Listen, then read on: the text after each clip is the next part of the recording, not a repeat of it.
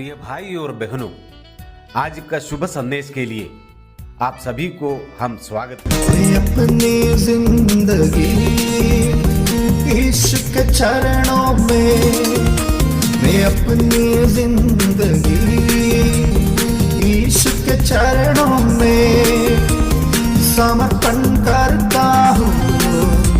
स्तुति हालेलुया समर्पण करता हूँ। स्तुति हालेलुया स्वर्गीय राजा हो, उसकी महिमा हो। प्रभु की जय बोलो, यीशु मसीह की जय बोलो। आज का संदेश प्रफुल्ल दास वाया माथ्यू बैंगलोर से बांटा जाएगा। प्रार्थना के साथ सुनिए। तो मुझे सुनने वाला भाई लोग ध्यान से सुनिएगा।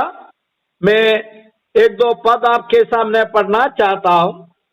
इब्रानियों का किताब पहला अध्याय, इसका पहला पद में बताता है, पूर्वी युग में परमेश्वर ने बाप दादों से तोड़ा तोड़ा करके और बांधी बांधी से भविष्यवक्ताओं के द्वारा बातें कर इन अंतिम दिनों में हमसे पुत्र के द्वारा बातें किया। कहने का मतलब क्या है? प्रभु यीशु मसीह जो संपूर्ण वचन लेकर के आया है, पूर्व दिनों में, पूर्वी युगों में परमेश्वर ने बाप दादों के द्वारा, हमारा पूर्वजों के द्वारा तोड़ा तोड़ा करके हमसे बात किया। पूर्ण प्रवचन जो बाप दादों के द्वारा नहीं दिया गया। और भविष्य वक्ता जितने आया, आपको मालूम है पुराना नियम में कई भविष्य वक्ता था, जैसे यशायाह नबी, एलीजा, एलीशा, कई जो नबियों के बारे में हम लोग पढ़ते हैं। लेकिन बांधी बांधी मतलब तोड़ा तोड़ा करके जो बातें किया है। लेकिन परमेश्वर का संपूर्ण प्रवचन मिलना है तो यीशु मसीह का वचन को सुनना। इसलिए दूसरा पद में बताता है, अंतिम दिनों में, अंतिम दिनों का मतलब यीशु मसीह का समयों को लेकर, उनका जन्म से लेकर आज तक अंतिम दिन चल रहा।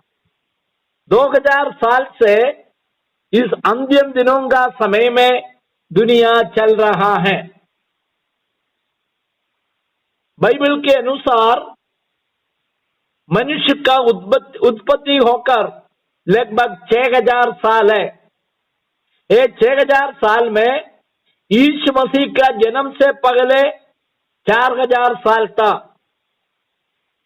इसके बाद जो यीशु मसीह का जन्म हुआ, यीशु मसीह के जन्म के बाद अभी 2000 साल हो गया, इसको अंतिम दिनों का लिस्ट में डाल दिया गया। इस अंतिम दिनों में यीशु मसीह के द्वारा हमसे बातें किया है। इसके बाद यीशु मसीह और पवित्र आत्मा के द्वारा प्रभु का लोगों के द्वारा हमें बातें करके प्रभु का वचन दिया गया है। इसलिए इस वचन को हम श्रेष्ठ जानना बहुत जरूरी है। यीशु मसीह के बारे में हम बताते हैं, सारी वस्तुओं का वारिस ठहराया, उसी के द्वारा उसने सारी सृष्टि का रचना किया। प्यारे भाइयों ध्यान सुनिएगा, इस संसार का सृष्टिकर्ता कौन है? आपको सीधे बताना है, प्रभु यीशु मसीह। यीशु मसीह जो परमेश्वर है, वही सब कुछ सृष्टि किया है। लोग कहता है ईश्वर सृष्टि किया, तब ईश्वर कौन है लोगों को मालूम नहीं है। उत्पत्ति का किताब पहला अध्याय में हम लोग पढ़ते हैं, आदि में परमेश्वर ने आकाश और पृथ्वी का सृष्टि किया। वो आदि में सृष्टि किया हुआ परमेश्वर वो प्रभु यीशु मसीह है। बाइबल कहता है त्रिएक परमेश्वर, मतलब परमेश्वर तो एक ही है, उसमें व्यक्तित्व कार्य करने में, पिता परमेश्वर, पुत्र परमेश्वर, पवित्र आत्मा, तीनों बराबरी और तीनों ईश्वर का गुण ईश्वर है। तो त्रिएक परमेश्वर सब कुछ सृष्टि किया। यहाँ बताता है यीशु मसीह सृष्टि करता है और बताता है सब कुछ संभालना। हम लोग ऐसा समय पर रहता है, हमारा भविष्य क्या है किसी को पता नहीं चलगा। ऐसा बीमारी कोरोना के समान, ऐसा बीमारी जो हम लोग देखा नहीं सुना नहीं, जो मनुष्य के बीच में आ रहा है। हमारा बच्चों का भविष्य क्या होगा, जो नौकरी मिलना मुश्किल हो जाता, कई प्रकार का समस्या है, कई जगह में पीने के लिए पानी नहीं है, कई जगह में भोजन का कमी होता, लड़ाई हो रहा कई जगह में। प्यारे भाइयों, समस्या के ऊपर समस्या है दुनिया में। लेकिन एक बात ध्यान दीजिएगा, दुनिया को संभालने वाला प्रभु यीशु मसीह है। इस दुनिया को संभालने वाला प्रभु यीशु मसीह है। उन्होंने वायदा किया इस दुनिया में मैं संभालूंगा। तो प्रभु यीशु मसीह सृष्टि करता है, प्रभु यीशु मसीह जो सब कुछ संभालने वाला है, ये बात यहां बताता है। आपका भी रक्षा करने वाला प्रभु है। कितने भी समस्या आपका गांव में हो, आपका परिवार में हो, प्रभु का लोगों को डरने का जरूरत नहीं है, क्योंकि मेरा परमेश्वर प्रभु यीशु मसीह स्वर्ग में विराजमान है।